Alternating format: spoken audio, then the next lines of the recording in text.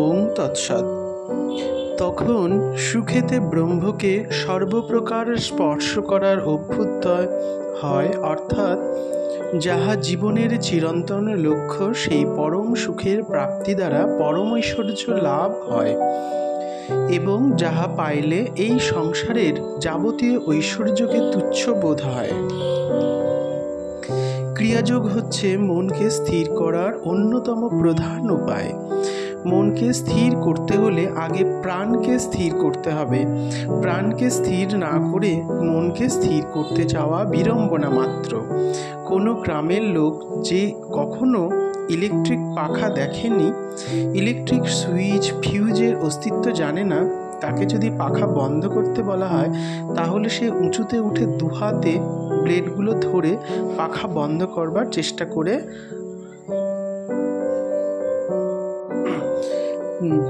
করতে পারে।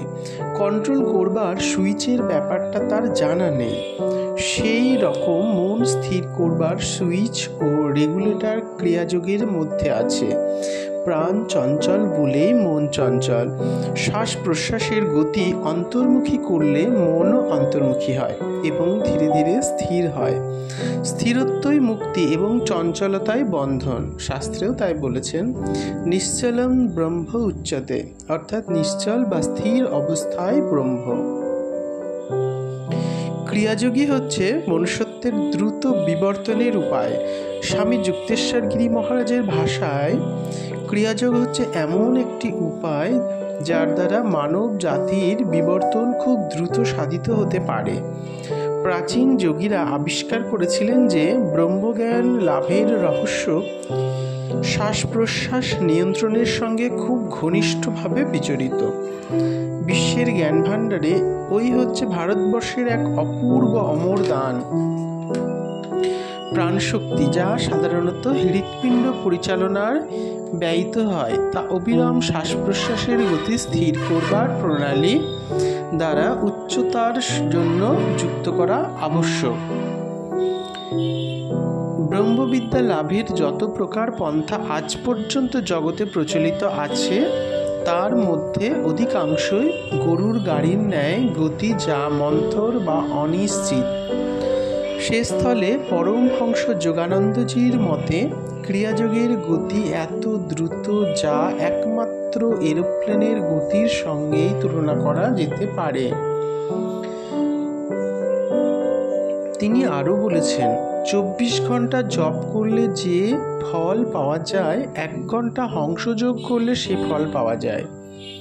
আবার 24 ঘন্টা হংসযোগ করলে যে ফল পাওয়া যায়, 1 ঘন্টা ক্রিয়াযোগ করলে সে ফল পাওয়া যায়। পরমহংস যোগানন্দ যোগী কথামৃতে বলেছেন, 8.5 ঘন্টায় 1000 বার ক্রিয়াযোগের অভ্যাস করলে একদিনে যোগীর 1 বছরের স্বাভাবিক বিবর্তনের সমান উন্নতি সাধিত হয়। আর 1 বৎসরে 3,65,000 বৎসরের বিবর্তন, আর 3 বৎসরে ক্রিয়াযোগী সুনিয়ন্ত্রিত আত্মপ্রচেষ্টার দ্বারা সেই একই ফল লাভ করতে পারে, যা সম্পন্ন করতে প্রকৃতির লাগে 10 লক্ষ বৎসর। অবশ্য খুব উচ্চ স্তরের যোগীরা ক্রিয়া সাধনের আরও দ্রুততর আর সুগম পন্থা অবলম্বন করতে পারেন। উপযুক্ত গুরুর সাহায্যে এরূপ বহু যোগীরা গভীর সাধনা বলে তাদের শরীর আর মস্তিষ্ককে সেই অপরিমেয় শক্তি ধারণের উপযোগী করে সযত্নে গড়ে তুলেছেন। ক্রিয়াযোগের নির্ভুল সহজ সাধন প্রণালীর নিয়মিত আর ক্রমিক অনুশীলন দ্বারা মনুষ্য শরীর দিন দিন আধ্যাত্মিক রূপান্তর